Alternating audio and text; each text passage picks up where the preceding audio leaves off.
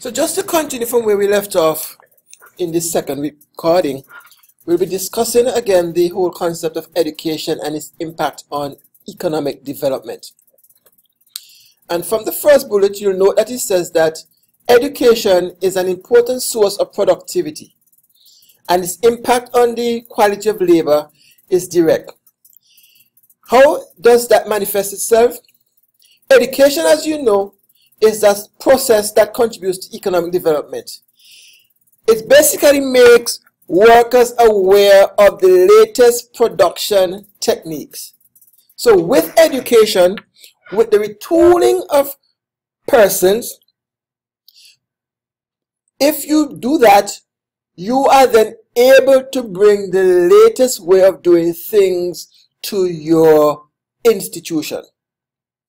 Education, as it's known, basically will make workers more receptive to new ideas and methods.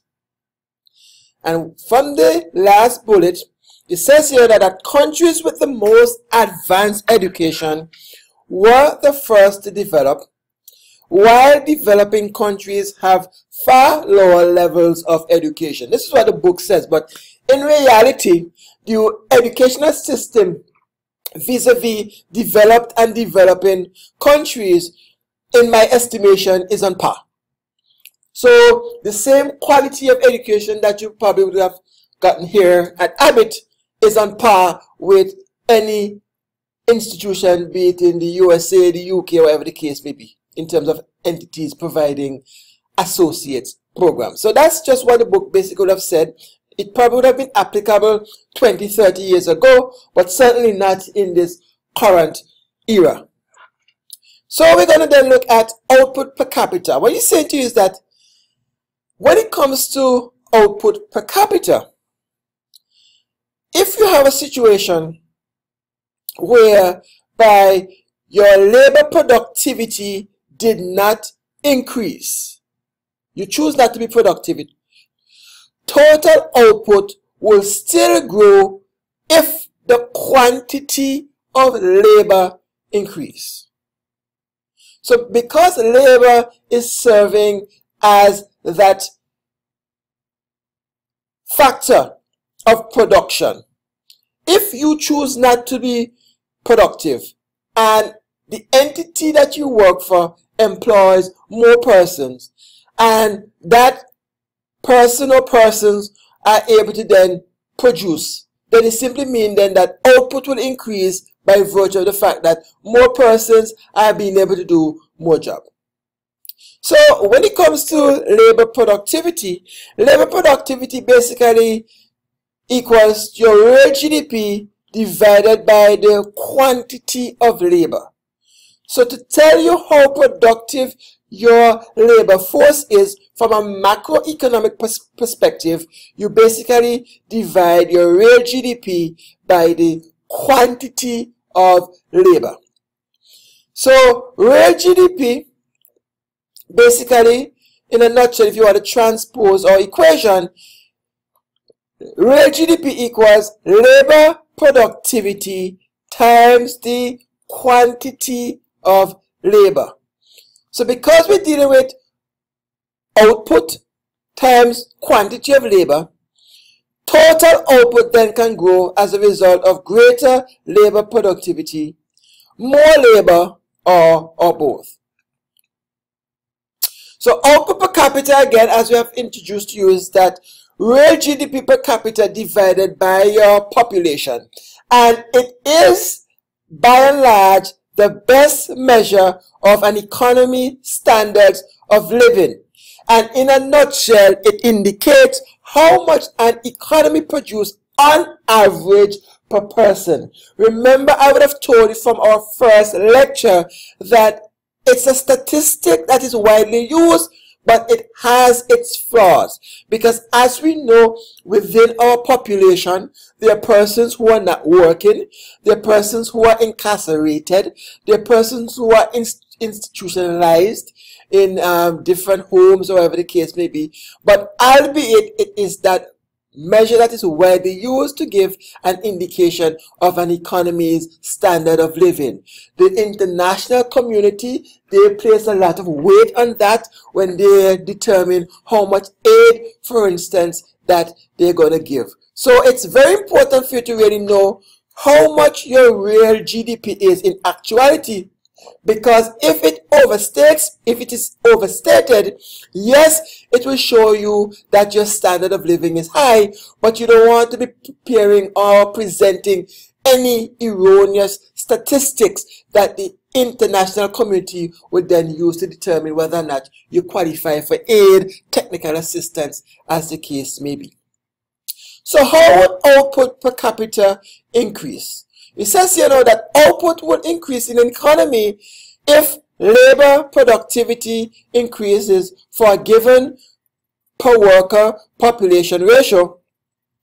If the worker population ratio increase for given productivity, and if, of course, labor productivity and the worker population both increases. So these are the factors that will increase your output in the macro economy. So the final bullet on that slide, slide 19, says to you that output per capita will increase as long as there is an increase in one of these three factors more than offset any decrease in any of the other two factors. The next slide just basically shows you that in terms of the major global economies, I'm not too certain as to when this is, which year, but what he's saying to you is that within those 7 economies, the US is just ranked the highest, followed by Canada, UK, Japan, Germany, Italy, and France in terms of GDP per capita. It will be interesting to see whether or not that would have changed since the publication of this book, and whether or not, of course, the GDP per capita of the US is still the highest relative to those other economies. Technological change and unemployment. It says here that technological change usually reduces the number of workers needed to produce a given amount of output. So as you can see, there's a trade-off between technology and the actual numbers in terms of employment. Whilst it's good for technology to improve because it creates more output, at the end of the day, it tends to create some level of unemployment. So there has to be that trade-off between economic growth and its impact on employment. But what he says here also is that technological change also can increase production and employment by making products more available. Alright, so the next one now that we go on to in terms of slide 22 speaks to research and development and talks about basic research. Basic research, basically research for knowledge without regard to how that knowledge will be used, the first step towards the technology advancement, and there's less immediate of a payoff in terms of that definition. And the next one is that of applied research, which basically seeks to answer particular questions or apply scientific knowledge to develop some form of a specific product. For this slide, it's just for more or less edification purposes. You will never find yourself being tested on these two concepts. The next one we're going to speak of is what's called convergence theory.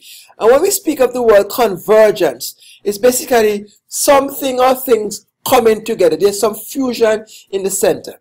And what convergence theory is saying to you is that there's this prediction that the standard of living in economies around the world will grow more similar over time, with poorer countries eventually catching up with richer ones. And you've seen it. It's already manifesting itself.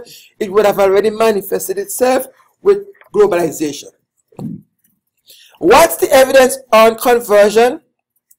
It says here that some poor countries have begun to catch up with the richer one. It's factual.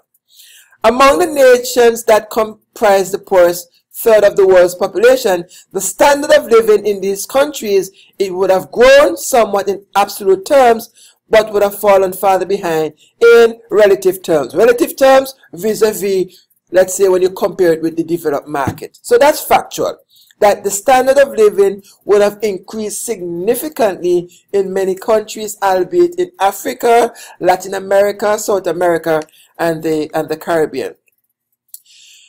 This slide again says that some of the reasons why poorest countries have not gained, and I'm not really bashing any countries, but certainly in the Western developing economies, it may not be so much applicable, but maybe in some remote countries in some parts of the world, we have, for instance, that high birth rates might actually impact the level of productivity and growth. There's a vast difference in the quality of human capital across countries. So what he says is that while technology may be portable, knowledge, skills, and training required to take advantage of it may not. And one of the reasons again as to why some countries have not really taken off is the fact that they lack a stable macroeconomic environment. They lack established institutions, so you have cases whereby corruption might be rife, and the infrastructure, the roads, the bridges, the communication network, they might find that lacking to really create an environment for economic growth. Okay, so if you have an unstable macroeconomic environment, there's a lot of inflation and so forth, you're going to find those countries lag behind. If it lacks established institution, the judiciary is corrupt, whatever the case may be, countries like that are going to find themselves lagging behind in terms of productivity and growth. And the final slide within this chapter basically speaks to what we will explain to you as the industrial policy. And what he's saying to you here is that industrial policy is the basic view that government using taxes, subsidies, and regulation should nurture industries and technology of the future, giving them an advantage over foreign competition. So the long and short of it is that what we're saying to you is that the government as an economic agent can use these various means to stimulate economic activity in terms of attracting investments. In terms of concerns about technologies of the future, it says to you that they will require huge sums to develop and implement, and firms may not easily raise or put at risk these large sums.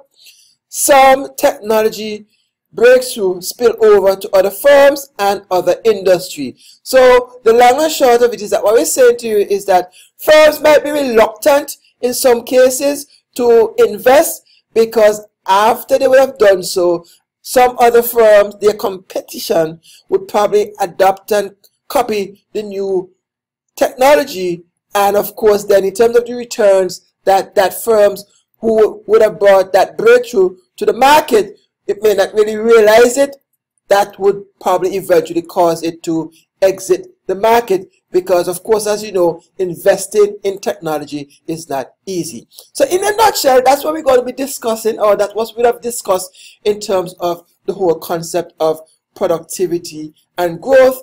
And we're saying that capital and labor, they both play a critical role in understanding how an economy experiences growth over time. As policymakers, we have to make sure that the macroeconomic framework, the macroeconomic environment, your social, your political factors are conducive to foster growth and development, because without these, economies will not take off. Thank you.